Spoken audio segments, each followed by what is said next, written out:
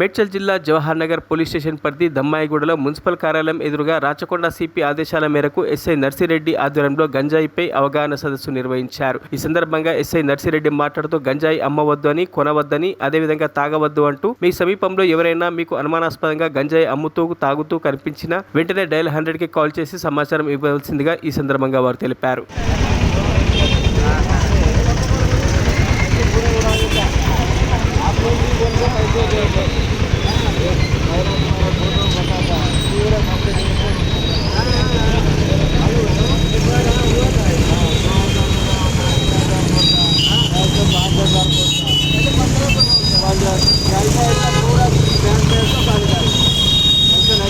गंजाई काफी ऐसा होना था गंजाई को